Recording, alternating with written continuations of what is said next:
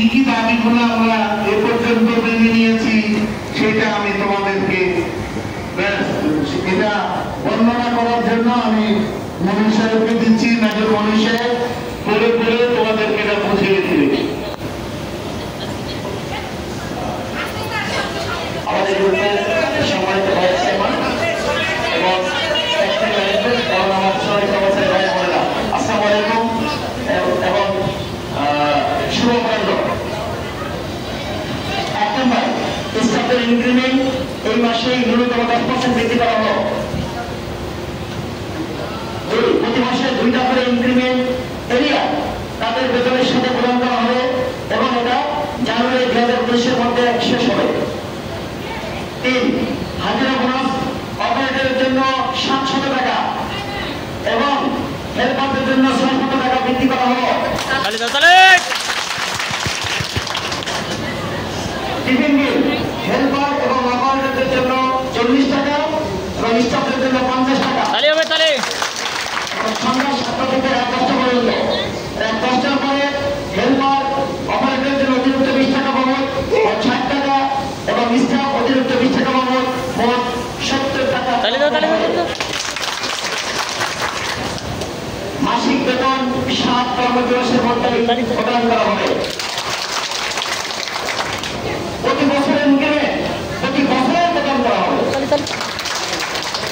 শ্রমিকের আইনে অর্থাৎ রোজগার শ্রমিক টাকা বছর শেষে নিয়ম মতে প্রদান করা হবে। 2023 সালের ভোটে আইনকে ডিসেম্বর 2024-এর মধ্যে প্রদান করা হবে এবং 2024 সালের আইনে 2025-এর মার্চের মধ্যে প্রদান করা হবে। যদি কোনো শ্রমিক কর্মচারী স্বেচ্ছায় চাকরি থেকে অব্যাহতি নেয় অথবা কর্তৃপক্ষ কর্তৃক অব্যাহতি দেয় তাহলে তাদেরকে বাংলাদেশ শ্রম আইন মোতাবেক সকল কর্মতে বৈষম্য করা হবে। সকল স্টাফের ন্যায় বিল 90 টাকা এবং ইনচার্জের 100 টাকা বৃদ্ধি করা হলো। স্টাফদের হলিডে ভাতা 300 টাকা ও লাইন চিফ এবং তদন্ত স্টাফদের জন্য 400 টাকা নির্ধারণ করা হলো। খুশি খালি জানে মহিলা শ্রমিকদের মাতৃত্ব এবং ছুটির টাকা 2 কিস্তিতে পরিশোধ করা হবে। ছুটিটা আগে প্রথম কিস্তি এবং ছুটিতে আসার পরে দ্বিতীয় কিস্তির টাকা পরিশোধ করা হবে।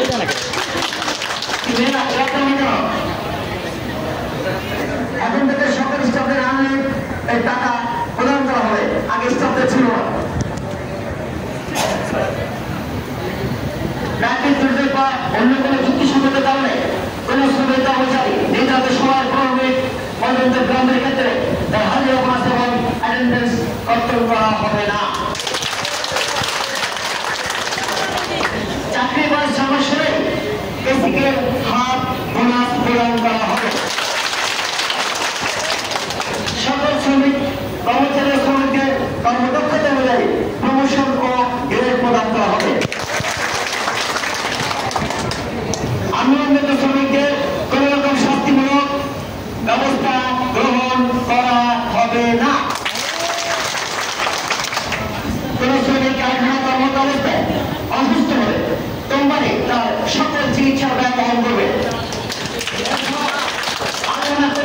যদি কোন শ্রমিক কোন কারণে মৃত্যুবরণ করে তাহলে তার সরকার এবং অন্যান্য যাবতীয় খরচাদি কোম্পানি বহন করবে।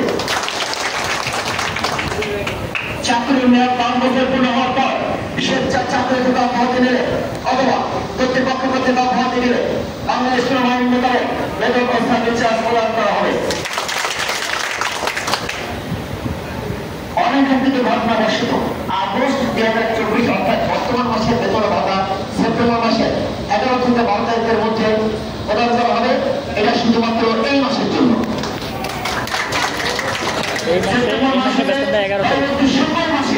বুঝো না ভাতা 7 কর্মদিবসের মধ্যে এখন থেকে প্রদান করা হবে। ঈদের ছুটি শুধুমাত্র এই মাসটা আমি যেটা বলেছি শুধুমাত্র এই মাসের বেতনটা কারণ হচ্ছে যে